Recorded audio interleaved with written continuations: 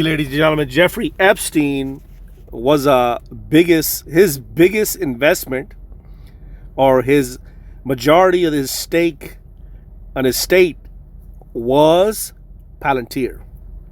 Palantir was started by openly gay homosexual Peter Thiel and his buddy Alex Karp. And these people are infatuated with spying on you. And Peter Thiel is the one that funded the flock camera system from another gay guy from Georgia. So it's like a gay bull, okay?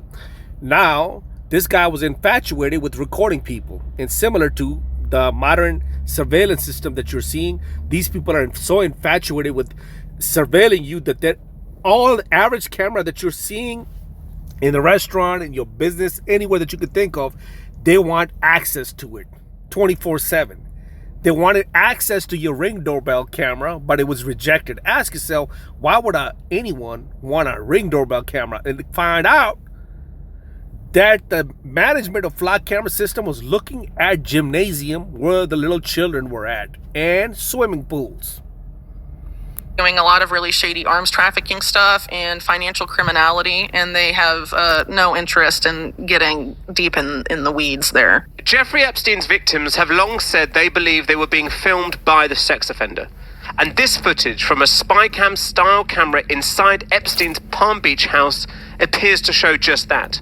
Victims said for years that Jeffrey Epstein was filming them. For years, that sat in the background like one more dark piece of the story. But now, buried inside newly surfaced material, there's footage and emails that suggest those victims may have been right all along. And if that's true, then this story's bigger than hidden abuse. Because once you move from abuse to secret recording, you enter a different category entirely. You enter the world of surveillance. And once you say surveillance, the next question becomes unavoidable. So why was the footage being collected in the first place?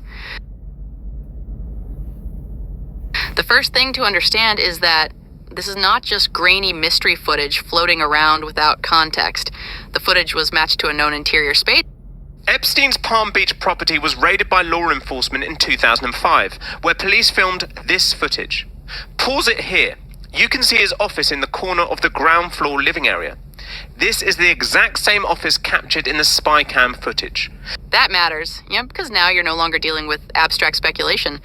You're dealing with covert-looking footage that appears tied to a real room inside a real property connected to Epstein, and then it gets worse.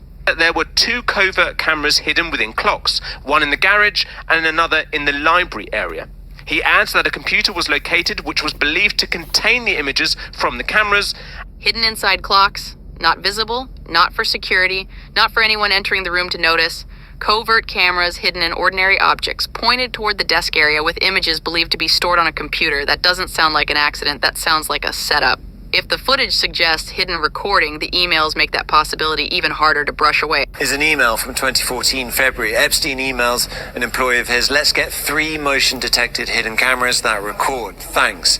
That employee replies 5 hours later saying, "I already purchased the motion sensor camera from the spy store in Fort Lauderdale yesterday. I charged them last night and figuring out how to work them as we speak. It's amazing how small they are. I'm installing them into Kleenex boxes now." Let's stop right there. 3 motion-detected hidden cameras, and the reply says they're being installed into Kleenex boxes. That's not vague language. That's not media interpretation. Why? That is direct discussion about disguising recording equipment inside ordinary household objects. The day before, remember what we spoke about. If you want to put cameras in the house, it will have to be very discreetly done. The Russians may come in handy. And then comes one of the strangest lines in the whole story. It will have to be very discreetly done. That's the key phrase, because that tells you this wasn't being discussed as normal household recording. It was being discussed as something that needed concealment.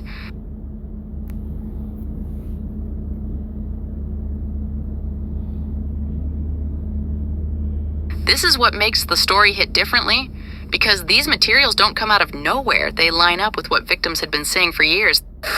Now, this is important because for a long time, Epstein's victims had believed he was filming them. This is from an FBI transcript of an interview. So Epstein's biggest investment or largest stake was in Palantir. And Palantir has been authorized by the current administration to keep track and spy on Americans.